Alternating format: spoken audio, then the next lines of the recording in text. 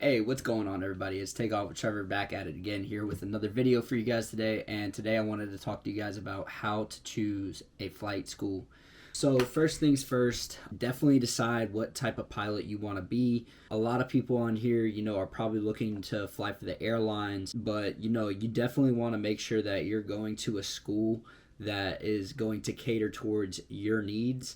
This video is more directed towards airline pilots and people who want to be airline pilots.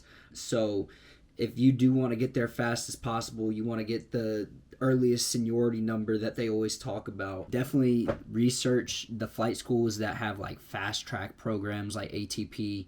Also, if you're looking at getting restricted ATP minimums like at the 1,000 or 1,250 hours, looking at Liberty University Online is another good one. Liberty University is actually paired with a lot of different colleges and a lot of different flight schools. I know Academy of Aviation is paired with them. I don't know about ATP if they're paired with them or not, but ATP is also another really good one if you're looking at fast track. But determining those goals is definitely one of the biggest things. Like if you want to get there as fast as possible, you want highest seniority, or not highest seniority number, but lowest seniority number possible, the earliest one.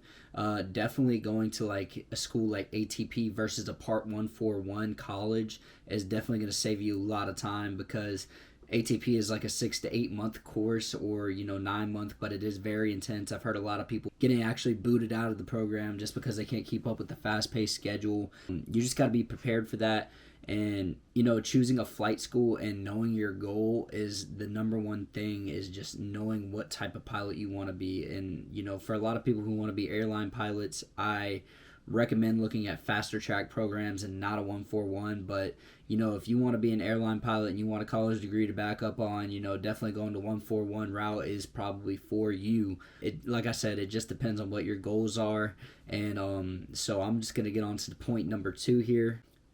Number two to how to choose a flight school is do your research. Please do your due diligence about what flight school is going to be best for you. I know that if you are planning to go to the 141 route, or even, ATP's route, having a private pilot certificate from a local flight school will actually be way more beneficial to you in the long run whenever it comes to time frames. I know that's not what a lot of people want to hear, because private is the hardest rating to get. It does take a lot of time. For me, it took 2 years to actually get my private pilot certificate.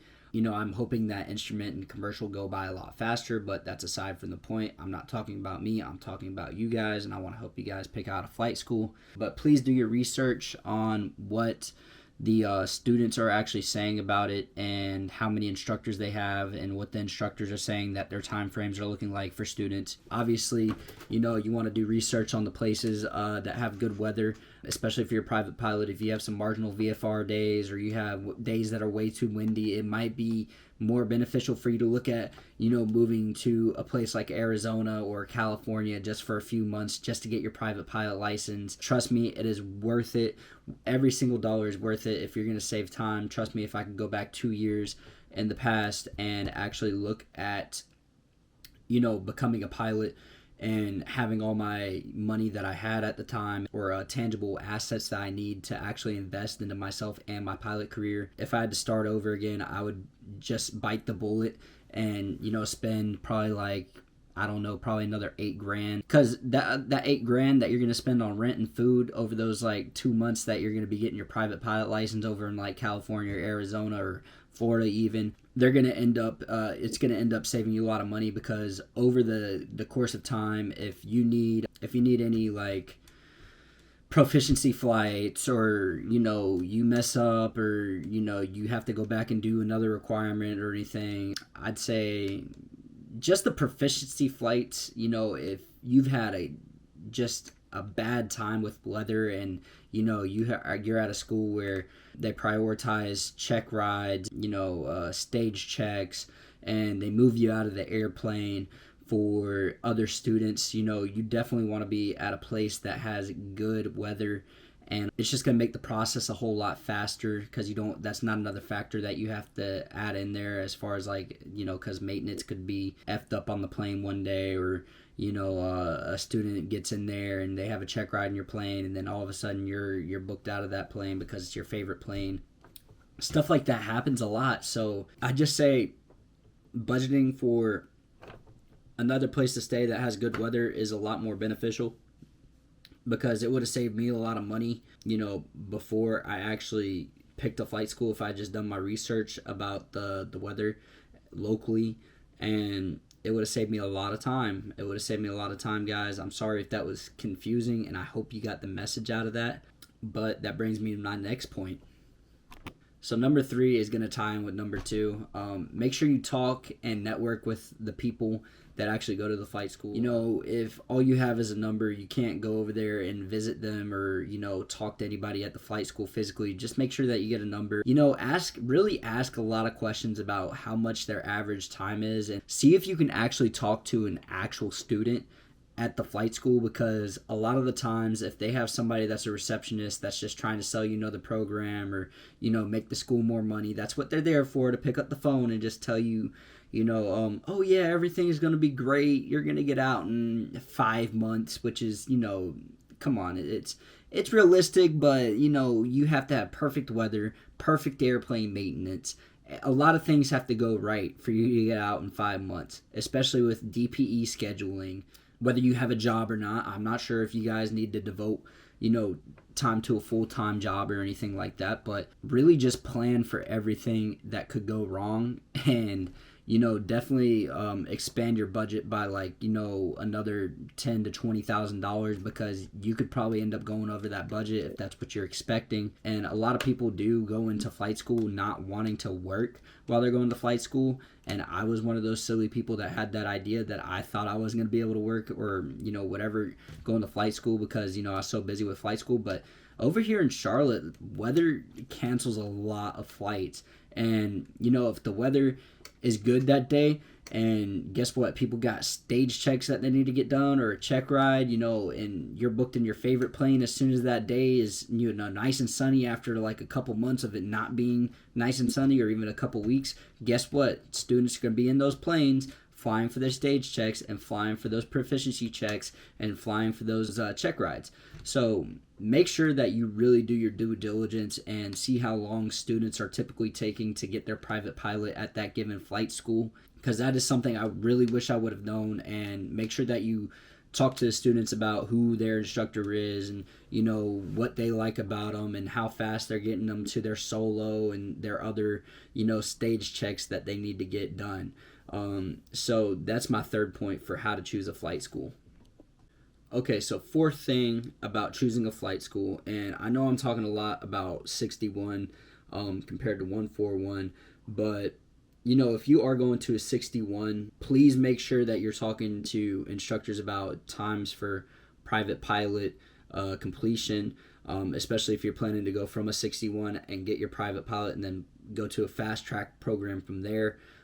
Please just make sure you do your due diligence and ask everybody, students there if you can, if you're looking locally, ask everybody every single question about, how fast did it take you to get your private pilot, or, just anything like that along those lines. Like I said, private pilot will definitely take you the longest, because after you get private pilot, you're going to be training with a CF and you can fly in all sorts of weather. I flew through clouds the first time not too long ago, actually. It's really, really cool. But point is that, if I was still doing my private pilot training, I wouldn't have been able to fly through the actual clouds. Just make sure that you guys are doing your due diligence, and I don't think that's like another point. I'm just kind of ranting on here, and I'll admit that to you guys.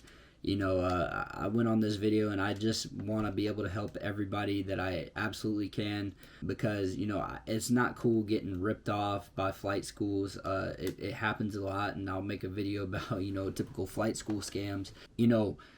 Like I said, I just think it's best if you do your due diligence, like really, really, really ask people around, like ask everybody about their instructors. And this mostly has to go with the private pilot, because that's all I've been through. Please ask anybody and everybody over there about how long it's taking them to get done with their private pilot training, and make sure you talk to multiple different people, because everybody has a different story, everybody has a different perspective. And make sure that you ask them, do they have a job, do they not have a job, but are you working part-time, full-time?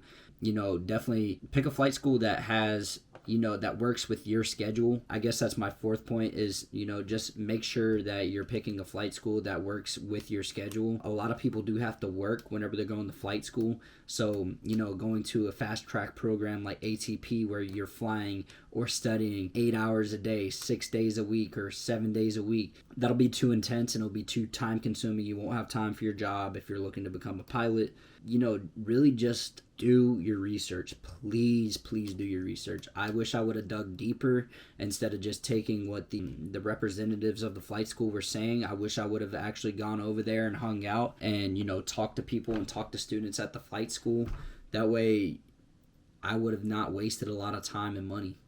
It would have saved me so much time and money, knowing this information that I'm telling you guys. Please do network at your FBOs, and please do network at your flight school and talk with students. Talk to everybody. Everybody in the aviation industry is usually pretty cool and open about their story. So with that being said, I hope you guys got something good out of this video.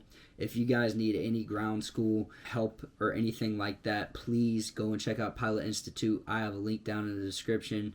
They are a very great educational program for anybody that's looking to become a private pilot, instrument pilot, or commercial pilot. They have all their made easy courses down below, and it is an affiliate link. I do get some commission, so if you want to support the channel and you want to support me, please click that link down below and check out their courses.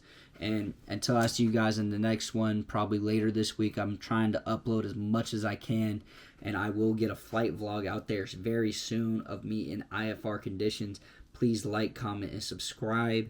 And if you guys want to watch any of my other videos that I have uploaded, just go ahead and click in the end screen.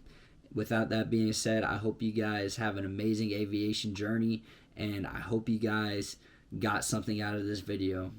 Take off with Trevor, out.